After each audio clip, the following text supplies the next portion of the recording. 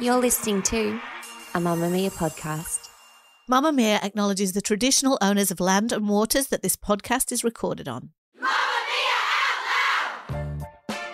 Hello and welcome to Mamamia Out Loud. It's what women are actually talking about on Wednesday, the 13th of March. I'm Holly Wainwright. I'm Leah Freedman. And I'm Jessie Stevens. And before we get into today's show, we have a huge, mammoth, very big announcement. Subscribers have already heard the news. They're always early to the party. But now we want to share it with everyone. We're bringing Australia's #1 news and pop culture podcast, spoiler, us, that's us, to the stage for 3 very special shows. We're going live. Mamamia Out Loud Live is happening. It is happening. They are our first shows for the year and they're going to be big. I can't even tell you. We are already in talks and fittings. About, oh my goodness. Costumes. Yeah. There may be some dance lessons. It's the whole thing. Can I use the word extravaganza? Anyway, Mamamia Out Loud Live is presented by Nivea Cellular and it's heading to Brisbane, Melbourne and Sydney this May, which is soon. As I mentioned out loud, and I think we all know each other well enough that I can have a little joke around with you, although I'm not really joking. Subscribers will get early access to tickets. So if you want to make sure you don't miss out, because these shows do always sell out, become a Mamamia subscriber. Get the splinters out of your bum if you're sitting on the fence. Get a subscription, come along, make it your little treat because, guys, we have leveled up the show and there's going to be an interval. That's how big the show is. It's big. It is big. Yeah, it is big. Especially for me, and I don't usually like intervals, but I'm making an exception for this live show. I don't know what we're going to do with you in the interval because we're going to have to keep you entertained and engaged. She's going to need to wee, though. Fast and great. Definitely going to need to wee, that's We true. can't wait to see you. Head to the link in the show notes for all the details. On the show today, did you think even we I were was going to like, leave guys, it alone? Please, where's I need an update on Kate. Princess Kate, the world is now pretending to understand photographic metadata and we're not above it. We're not above doing that too. So join us as we unpick the latest. Also, there are dating CVs now and Hugh Jackman really needs one. And a very famous former pop star is on the record as saying her children ruined her career and I hope they weren't listening when she did. But first, Jessie Stevens. In case you missed it, we know why you're tired and it's not your fault. And it's not your iron deficiency, although it might be that too. You know how you'll always hear you need about 7 to 8 hours sleep a night? Yeah. What all the bros say in all I always thought it was 8. 8. Sometimes they say like a 7 to 8, right? Mm-hmm. Like they say that period. And it feels like lately they've been raising the stakes on what it's like, you will die sooner if you don't. Yes. You will get sick if you don't. You will get a mental illness if you don't. Exactly right. Well, historically, and I can't believe I didn't think of this, sleep studies. Who do you reckon they've been studying in their sleep studies? Oh, it's not us. So It's not. do women need less than men? What do you think? I would think that we need less than men because I don't know. Superior. No, that's not Because we have more shit to do. No, well, we not do. fair. That's why we've got to sleep harder. Historically, sleep studies, all on male bodies. And new research suggests that actually women might need more than that. How much more varies, but I like a man named Dr. Patrick Flynn, and I'm selective about my studies. Great, love that. He says he reckons women need 1 to 2 extra hours of sleep than men. Sometimes, this is my favourite part, even more. Lack of sleep causes more stress on a woman's body than a man's. According to him, women have a longer circadian rhythm and require, I quote, 8 to 10 hours of sleep, whereas men are more like 7 to 8. Oh, wow. Other studies say something about women needing an additional 11 minutes, but I discount those. I think This might be 10 hours is it. I think so too. This may be a conversation for another time, but you, infamous night owl. Yes. Jessie Stevens, infamous night owl. We've had many discussions about whether this is DNA or circumstance. Tell me, since your life has changed significantly, are we still a night owl? It's 9 p.m. bedtime. Yeah. I have definitely been what's moving gonna it forward, Really? but I still struggle with that. And I believe that there are women walking around going, I'm getting my 7 to 8 hours and I still feel tired. May I suggest trying 10? That's easily done. Exactly. The men in your life just say, pick up the slack. You only need 7. Some guy named Patrick said so.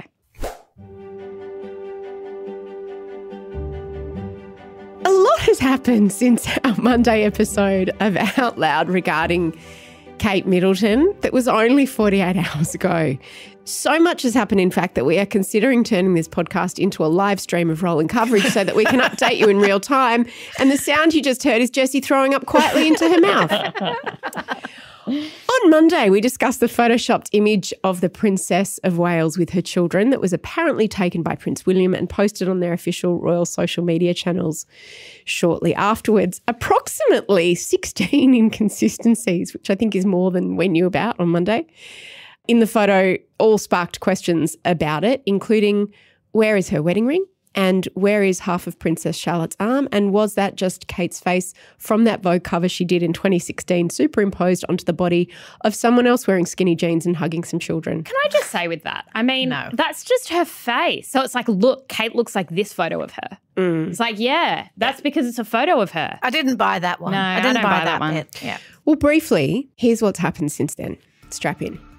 On Monday night, someone with the initial C fessed up to being responsible for the photoshopping with a fairly curt apology. I think we're supposed to know who that was. Well, yes, I'll get to that. This apology went on the Wales' stories but did not make the grid, notably. It said, like many amateur photographers, I do occasionally experiment with editing. I wanted to express my apologies for any confusion the family photograph we shared caused. I hope everyone celebrating had a very happy Mother's Day. C. Celebrating what? Celebrating the strange disappearance of Kate Middleton. Can I ask, is the image still up? Yeah. Yeah. Oh, yeah. Weird they haven't taken it down. They're standing Well, the apology that broke late on Monday night, Australian time, caused a global pause in the feverish speculation over Kate's whereabouts that has been referred to as QAnon for wine mums, which is a description I resent while at the same time agreeing with entirely. The pause lasted maybe 3 minutes when people went, oh, well, okay, yeah, fair. The pause was people screenshotting it and putting it in the Mamamia Out Louders Facebook group. That's true. That's how I found out, actually, because I was approving comments in the back end and there were 5 screenshots of the apology. New questions almost immediately were asked, including but not limited to the fact that how come it's Kate with a K but Catherine with a C, and is it any wonder we're all so bloody confused? She has never, ever referred to herself as Kate, and nor do any of the other royal family. Is it like when Katie Holmes hooked up with Tom Cruise and he called her, what did he call her? Catherine? Kate. He tried to rebrand. We wanted to call her Katie. Yeah. And he never referred to her as Katie. Yeah, I thought it was very familiar of her to do the first initial, and then I went, we all know who it is. Never mind, it's actually not her, so it's just some random at the palace. Well, a few hours later on Tuesday morning, a paparazzi image emerged of William and Kate in a car on the way to drop off William at Commonwealth Day celebrations. But not Kate. She was apparently being dropped off at an appointment, although we can't be sure it's Kate because it's really just the back of her head and one ear as she's looking out of the window. This cleared nothing up. This morning, Wednesday, metadata of the photograph has been unveiled. Now, metadata basically is embedded in all the photos we take. Who knew? And it can essentially reveal information about an image such as where and when it was taken, on what kind of camera, and how many times the file has been edited. So the image appears to have been taken or altered on the 8th of March. It was saved twice in Adobe Photoshop on an Apple Mac computer. The photo was shot at Adelaide Cottage, where the Wales family resides in Windsor, west of London. There is no evidence to suggest that the princess has been inserted into the photo, although it was edited hastily on Friday and Saturday before it's released, according to the metadata. Make of that what you will. And now sources reportedly close to Harry and Meghan have weighed in on the photoshopping, and they've said this isn't a mistake Meghan would ever make. If Harry and Meghan had ever encountered the same issue, they would have been annihilated. The same rules do not apply to both couples. Oh, my God. That is so annoying. Meghan has a keen eye and a freakish attention to detail, said the source. Holly and Jessie, this is a massive story and it has a long way to play out. So we're going to have to really pace ourselves. What season of this story are you in, Holly Wainwright? I am in my angry feminist season of this story now, right? Because I feel like that apology by C was the most disingenuous bullshit scapegoating I've ever seen. Do you think it sounded angry, like passive-aggressive? I don't think it sounded that. I think it sounded like, let's try and pass this off as Kate and William. Silly little Kate with her silly little tools. Silly are just like ordinary families who, when they take pictures of their kids, it's really hard to get all the kiddies smiling at once. Every mum can relate to that. So, I do a bit of hasty editing, whatever. As if they are not actually a corporation with at least 15 people in their communications team, led by a man that used to be the vice president of comms at NBC in America, who probably gets paid hundreds of thousands of pounds, as if it was just Kate, like, oops. So are you saying Kate they have thrown her under the bus? That is what I'm saying. What if she was part of the decision about we've got to address this, how are we going to address it? Well, she would have been part of the decision. The only person that you can't really ask questions about is the explanation. I actually thought it was quite genius because even though other questions are now being asked, if it was someone in the palace did it, then it would have been, well, but why, but why, but why? On Monday, we were saying, what's the most well-intentioned interpretation?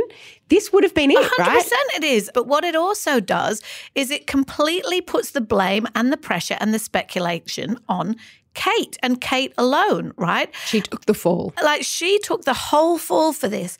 When really, one of those 15 staffers, and Mr. Wonderkind gets paid a lot of money to sort this stuff out, should never have let that photo go out, should never have let it happen, because last week we were in the middle of Kate Middleton conspiracies. This was their cack-handed attempt to quieten that down. It's made everything worse. Kate is now at the centre of the kind of storm that took down Princess Diana, that allegedly took down Meghan Markle, that certainly took down the Duchess of York. Like, she is now under the kind of intense scrutiny and pressure. It's made everything worse. That statement, if that's not really a statement because it comes by the sources from Harry and Meghan's team, is extraordinary because... Do you think it's real? Well, I hope it isn't, because it's so ungenerous. Kate literally is being annihilated right now. Yeah. So exactly what has happened to Meghan is happening to Kate right now. Now, whatever you think about them, the royal family, the difference in the way that Kate and Meghan have been covered over time, right now, Kate Middleton is in the eye of a hurricane. And if we are to believe at least some of what we've been told, in the eye of a hurricane, while recovering from a serious operation, while in a vulnerable place, while deeply unwell, and now she's got all this attention on her, I think it's a dereliction of care on the behalf of their press. Jessie, what season of this story are you in? Season of deep shame. I'm not in a place I'm proud of. I'm in a place that I'm trying to work through psychologically. Are you in QAnon for wine mums? Yes, I am deep in that place. I'm often late to a royal story. I'm probably where you were a week ago, I would say. But I'm also attempting to get in the helicopter and zoom out a little bit. I came across this article in The Atlantic with the title Kate Middleton and the End of Shared Reality. And this was an idea that I've sort of been seeing everywhere for probably 6 months, and this has brought it to a head, which is that with conspiracy theories, the tinfoil hat, everything that we're saying is now possible. So that image isn't real, what they're telling me isn't true. All of that is now possible in a way that it wasn't. And so if people say, oh, that's an AI image, she was never there. Yeah. I'm going to say funny because there are funny aspects to this, even though clearly there's a really distressing story at the heart of it. But was a photo saying Palace admits Kate never existed. Yes. Yes. That is not the stuff of Black Mirror anymore.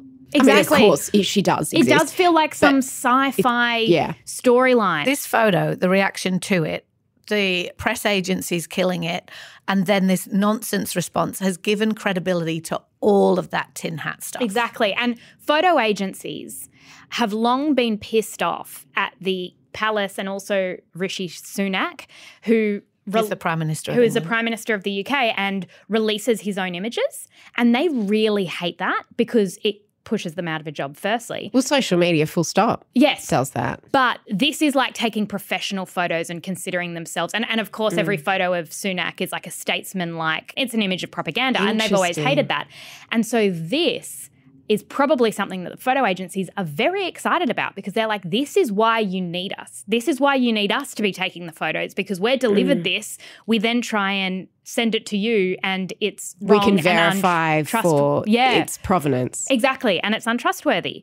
And so the idea that deep fakes and this generative AI thing that we're only just getting our heads around, It's destroying any remaining shreds of a shared reality is what this article was saying. And we're at a point where we can't trust anything we see. And Kate Middleton is one thing. And I think, this isn't so much about her health, but this is about a larger story. There are really serious implications because when it comes to things like elections and global conflicts, now what we've got is people with their own media, with their own truths, with their own evidence. And it's not just, I don't agree with you. It's, I don't believe 100%. your images. I don't believe your videos.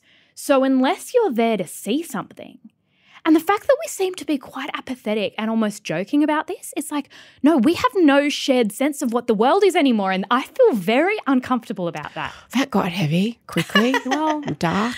Well, she's right. I mean, and we've talked about this before in terms of everything. I mean, look at America and look at intense polarization. I think Donald Trump is the savior. Is the savior of American values. And I think he's the Antichrist. And I can show you all my evidence here and I can show you all my evidence there.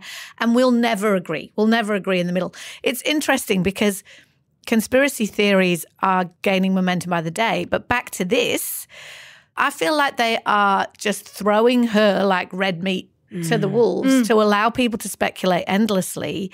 They should never have let that image go out. You were saying earlier it's also interesting the lack of support from other royals. Yes. So I think the other thing Where's Charles? The thing that's really interesting here. Having chemo. Where's Camilla? When we look, well, I'll tell you. She's been on a holiday, but now she's back at work and she's just had a Barbie made of her and there's a very cute video of it on the royal family Instagram. They're ignoring all of this and just getting on with their lives. She needed a little treat. It's got a Dua Lipa soundtrack. It's very cool. Anyway, I think when we look back at this period of royal history, which people will do, right? Prince Harry's book, where he basically spelled out that one of the things that's really toxic and wrong about the royal family is that instead of being a united front and a united force, it's all these little fiefdoms. And each one has their own press department and their own publicity team, and they're in competition with each other. And I think if this exposes anything, it's how ridiculous that is, as if the Harry and Meghan thing didn't. So what you'll notice is that the royal family Instagram account, which is Prince Charles and Camilla's Instagram account, it used to be Clarence House, but since he's become king, it's the royal family. You'll barely see William and Kate on there because they're a different team, right? So with different people, right? Yeah, with different people. So on there, you'll see at the moment, obviously, you'll see a lot of the people who are filling in for the king. So you'll see Princess Anne and you'll see Sophie and people who nobody cares about, right? But you'll see them and Camilla and her Barbie. And if you want Wills and Kate, you go to the Prince and Princess of Wales's Instagram where they're selling their story. And luckily, Harry and Meghan just updated their website for freelance opportunities. Remember that? That's true. And so what's interesting is there are mutterings that this whole mess with William and Kate is not bad for King Charles because it's a distraction from everyone speculating about his health. Like, how's that going? Is he well? Is he not well? Is he sicker than he says? How's the treatment going? So he's just been putting out these very sober, he has been taking some Zoom calls, he's been doing this and that. Did Camilla really go on a holiday? Camilla went on what they called a sunshine break for a few days to recoup because she's been working very hard. And the thing is that how hard would it be for Charles and Camilla to release a statement in support of Kate? Now, that would be unconventional because what they're all still really trying to do is put their fingers in their ears and go, la, la, la, this will pass. But it's also, not pass. I don't want to say anything about media or people speculating because at least they're not speculating about me. Is that what you're saying? And that's what Harry said very clearly in Spare. He said the warring press departments will hand out things about their principles, as they're called, to deflect from their principles. So King Charles is the royal family's principle and William is the... Why don't they just put all this shit together? Why don't they realize that what people want is a slimmed down, simple version where they're not infighting in this strange way? Everything Harry said about the dysfunction of that family, that system, is on very clear display with all of this. He must feel very vindicated. This is why I can't see why Harry and Meghan would leak anything. If I were them, I would sit back with my feet up and go, I told you so. They can't resist a little jabby, I told you so, because they feel so victimised. It's just not the time. Read the room. The Queen once said that she needed to be seen to be believed. People need to see you constantly. So to me, if I had to guess or speculate about what's going on with that image, because I think Kate Middleton's health is one thing and I still don't want to go down that track, but the image itself, I think she knew she had to be seen to be believed. I don't think she was in any position to take a photo with her 3 kids. And so whether that photo was taken or whether they just got a bunch of things and or whether threw it them was together. a photo from 6 months ago. Yes. Maybe it was. And she never said it wasn't She never said it wasn't. in the caption. Mamamia out loud.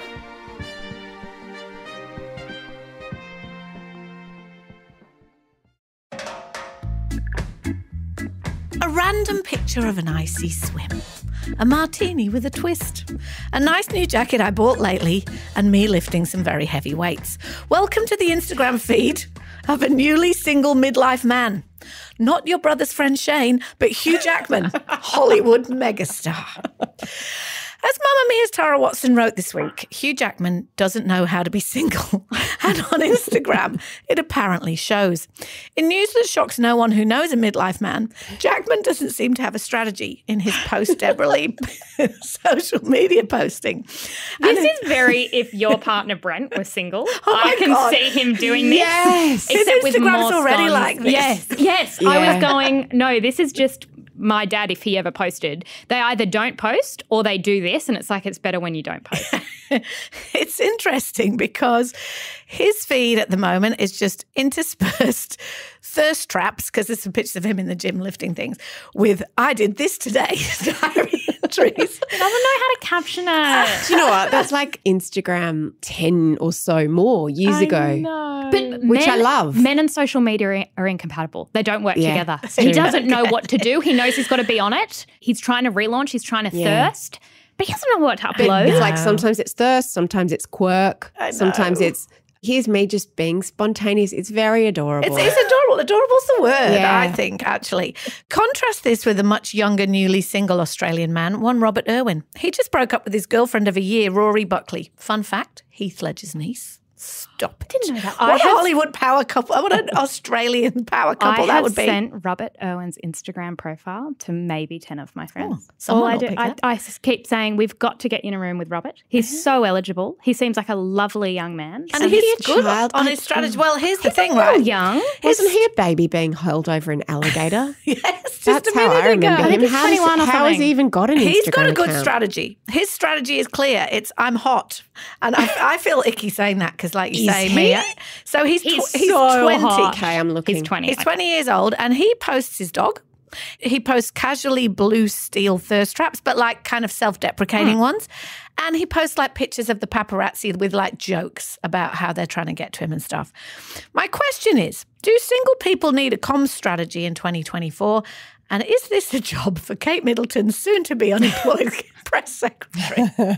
Absolutely. We have spoken in the past about There are look how some gorgeous he photos is. when he's not like beaming and being like, I just love animals.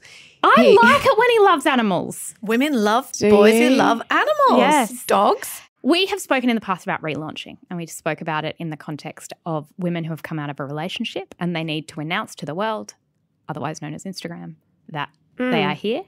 I have a friend who bought a relaunched dress and she knew it was her colour. She had a friend take a photo shoot. She did her makeup real nice. I think there may have been some bikini shots come later, but she just had to flag. I don't want to say I'm out of a relationship, but I'm clearly courting. I'm clearly thirsty. courting. If you have Love been it. watching me, Come woo me. come woo me. And if you want to ask me on a date, then I'm putting Available my to light offers. on. Yes. Like I'm here. I'm here. Men and relaunching, very awkward. Because Hugh Jackman, I follow him on Instagram. If I didn't know he was recently separated, I would know he was recently separated from what's popping up, which is just a little bit out of character, slightly too much, very vague, yeah. strange captions, big muscles. It's And very not very flattering pictures, well, actually. it's big golden retriever energy. Yes. Well, the pictures he doesn't know. So He's I think giving he's Travis Kelce to me. I think he's in a cold plunge era. Like I think Yes, that's why he definitely. keeps taking those photos. But men don't know how to take selfies and they don't know how to tell you that they're single. But I he like just that wants because I you to think it's slide in. authentic. I think if you want to slide into Hugh Jackman's DMs, Yep. then now might be it. So have you seen this stuff about the jobification of dating? I found this really interesting because we're kind of looking at these Instagram profiles of Hugh and Robert and whatever, almost like, as you said, Jessie, they're a sign to the world. Like, I'm here, I'm ready, whatever.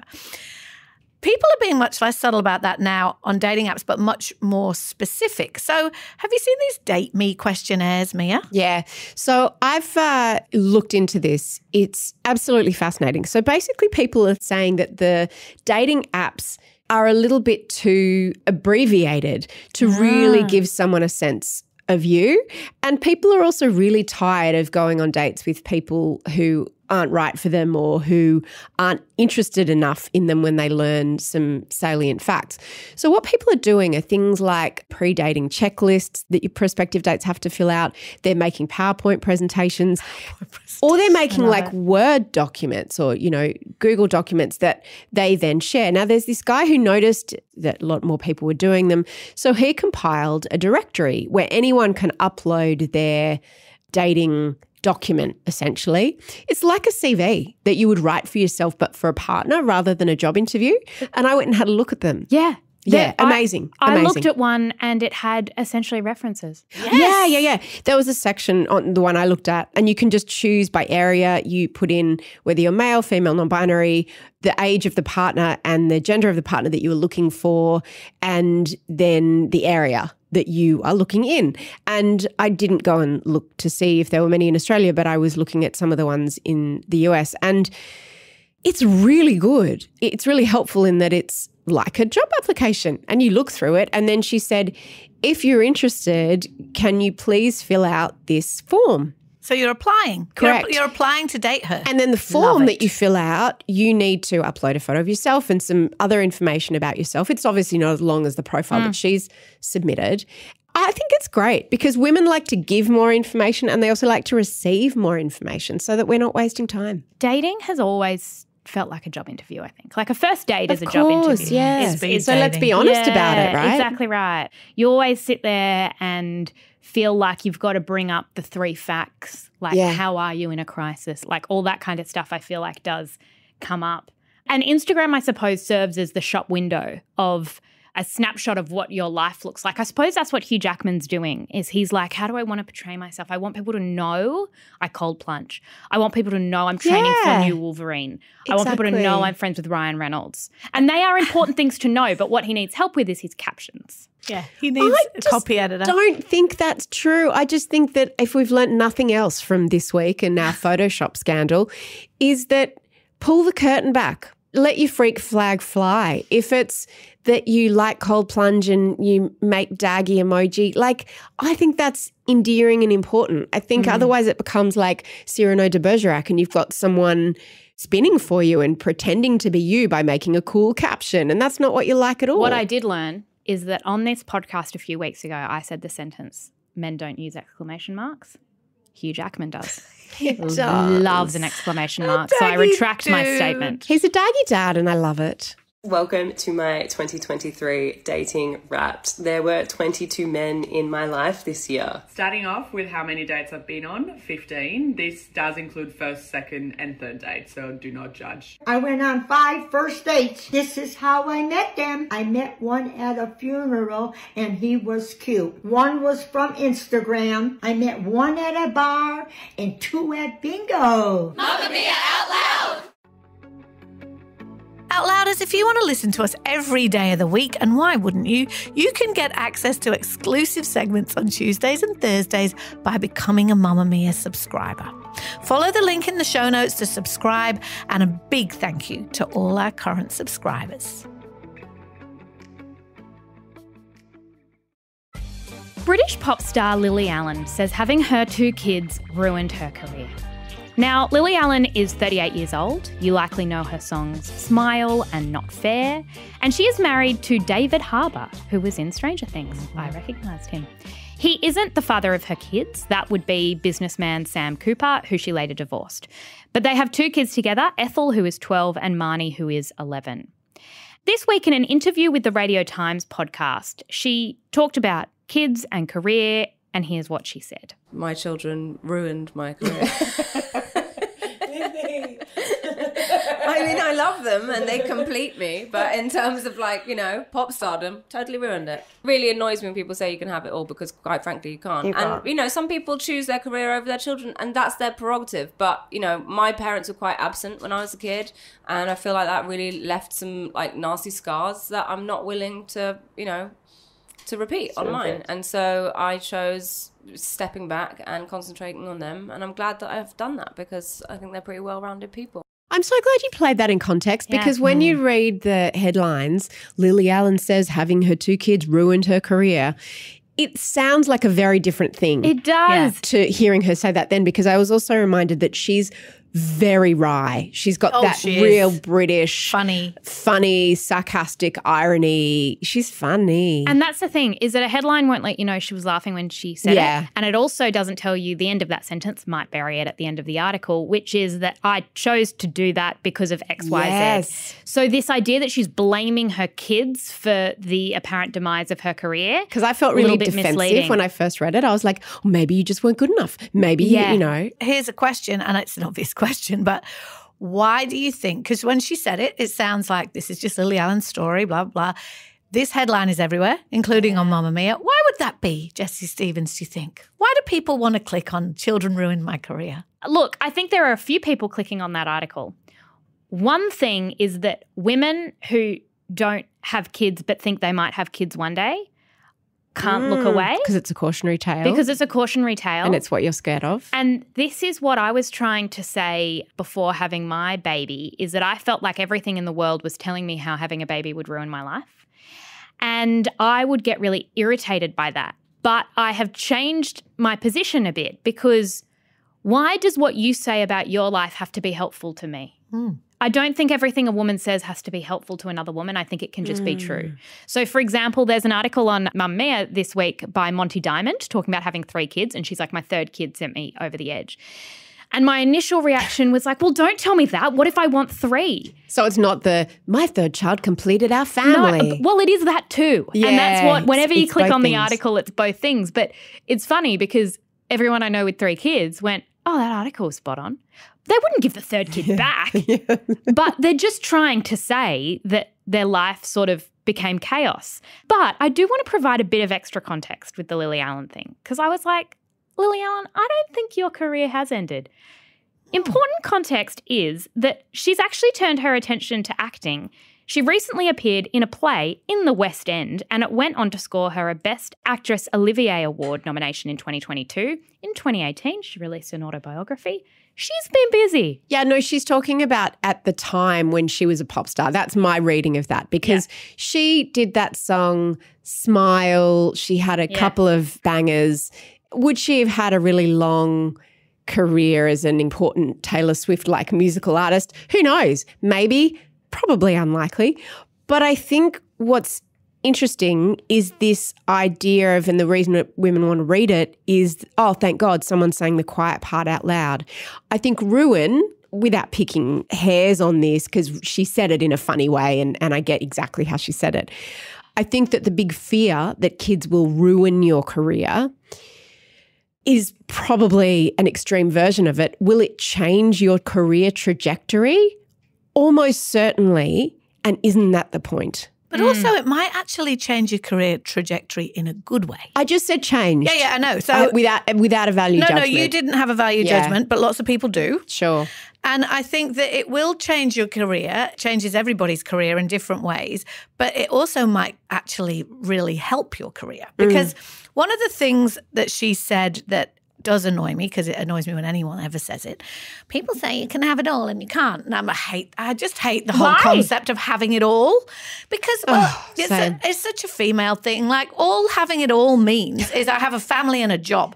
And men have been having a family and a job for 100 years. Most women in the entire world have a family and a job. Of course you can have it all. What a load of nonsense. Anyway, but what is an irrefutable fact? There are a couple of... change it to do it all, not have it all. Exactly. But an irrefutable fact is that when you have children, you have to look at your priorities, right? Because there are a couple of things you can't outsource. You can outsource loads of stuff and share as well between you and whoever is raising your kids with you. But time and presence physical presence are two things that you cannot outsource, and you only have so much time, right, in the day, hours in the day.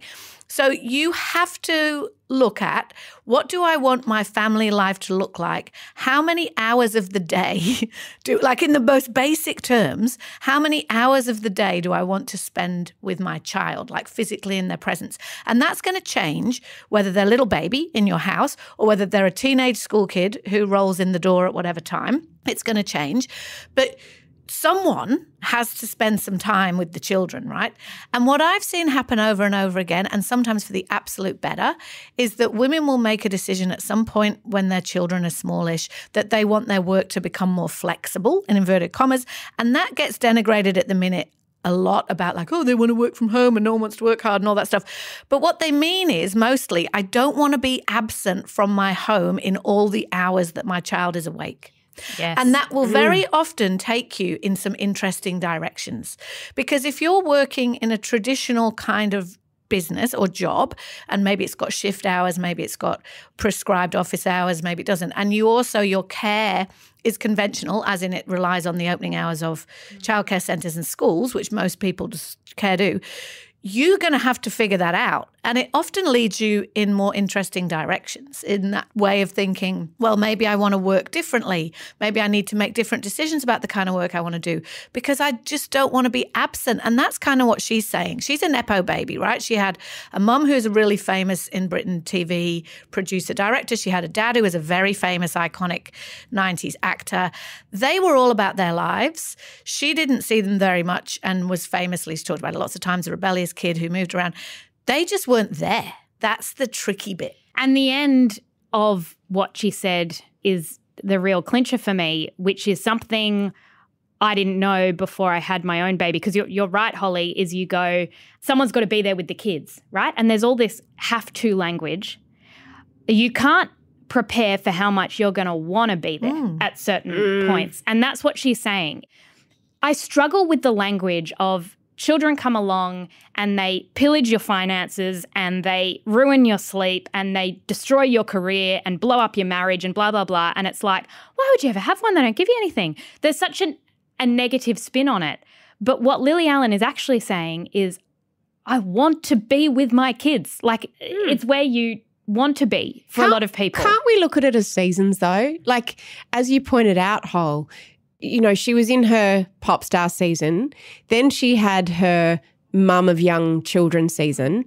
And it sounds like now she's moving into a different season and a different season of her career, which is as an actor and as an author, and it's a new season. Instead of this idea of something's ruined, something's destroyed, something has to give. Can't ever come back. How many women are we seeing having a second act sort of as their kids move into high school? They're just seasons. They're just seasons. I will say though, there's something in this, and this is why the headline annoyed me so much, is I have a friend who had this baby, right? And every time he's had 3 drinks, he'll look at you and he'll go, I was meant to be a famous actor. I was meant to be an actor. I went to acting school. And my kid, like he will say this completely earnestly, my kid ruined that for me. Like my kid ruined my career. And I see the resentment coming off him. I think you're kidding yourself if you think your kid can't see and feel that resentment. And that to me, I'm going, firstly, your kid didn't. Wow. Like I don't think you're ever destined to be that famous actor. But I always hate that. I hate people who think that their child, use their child as an excuse for the great person that they were going to be. Yeah, I wonder if that's a story he has to tell himself. Yeah. But you know what? There will be people for whom that's true. There will be people for whom their career had a certain momentum and then they had kids, and for whatever reason, often circumstantial and entirely out of your control, your kids needed you, like really needed you. And those first few years, maybe your kids have special needs. Maybe you have no support at all. Maybe your partner leaves you. Maybe like a million things that probably don't have anything to do with your choices. Because choices is such a weird word in this setting. And you had to take yourself out of for a while, and maybe that time was never coming back. Most people can find a way back in a different way. Life just looks different to how you thought, the best laid plans and all that stuff. But there are also people who will definitely say, well, yeah, it did totally change and ruin my career, but I did something else, or I got something else. Or I think the reason everyone clicks on these stories is because we want there to be one answer. We want there to be an answer that's like, working when you've got little kids is bad, or working when you've got little kids is good, or working when you have little kids is easy, or whatever. And it's just not like that. It's so different for everybody, and it's so different depending on your circumstances and your work. Little treats. A little treat. The little treat. Outlouders, we don't do recommendations on Mondays and Wednesdays anymore. We do them on Fridays so that you can head into the weekend with lots of inspiration. Instead, at the end of each show, we are going to look at a little treat example, idea from one of you, from an Outlouder. Today's little treat comes from an Outlouder named Leanne, who said, I had to go and do food shopping like a drone, had some sushi afterwards and scrolled my phone alone as a reward. Was bliss. Literally gave me little excited butterflies like I'm doing something naughty. A bit of sushi and a scroll of your phone. Could there be anything better? Share your little treats with us on Instagram or in the Outlouders Facebook group. Before we go, this year's Oscars. There weren't any slaps or, look, I was going to say incorrect winner announcements, but in fact, was it Robert Downey Jr. who did the final one? No, Al Pacino. That's Al Pacino. That It was does Al look a little Pacino, bit like yeah. Robert Downey Jr.'s father. He didn't read the wrong name, but he forgot to Read the announce nominees, and then he went, it looks like it says Oppenheimer, which was the most anticlimactic Best Picture award I've ever seen in my life. Wasn't great. But we needed to talk about some of the fashion. We needed to talk about Ryan Gosling. We needed to talk about Emma Stone, bit of controversy around her win. A lot of superficial detail to cover off. Lots of detail. Ryan Gosling, that performance has become my little treat. I've watched it 15 times. Oh, of course you have. We needed some space to really sit down and dissect this in the way that we felt it deserved. I don't know if I've ever seen a male performance with this much going on, with this much dancing, with this much fun and costuming. Well, since we're there, let's talk about it. The best thing by not only of this Oscars, but I think of like any Oscars I've ever seen. How much joy to see, because he is a capital A actor, Ryan Gosling. He has been in serious movies, he's been in silly movies, he's been in rom-coms, he's been in musicals, he's been in art house, and he's a big deal. And he did not need to tap dance for anyone unless he really wants to. If you want to listen to that, then there's a link in the show notes for our full Oscars chat. Thank you, Outlouders, for listening to us talk about Kate Middleton. Well, I'm in heaven. It's been like 3 shows consecutively. I can't believe, do you remember 2 days ago when I tried to tell you we can't talk about Kate Middleton anymore? She's trolling me personally. Yeah, I'm sure this season will pass, Jessie. I'm sure this season 2 will pass. Anyway, thank you for listening to us. This episode was produced by Emeline, Gazilas. The assistant producer is Tahli, Blackman. There's been audio production by Leah, Porges, and we'll see you tomorrow. Bye. Don't forget to subscribe to get the first news about the show tickets. Shout out to any Mamamia subscribers listening. If you love the show and want to support us as well, subscribing to Mamamia is the very best way to do so. There is a link in the episode description.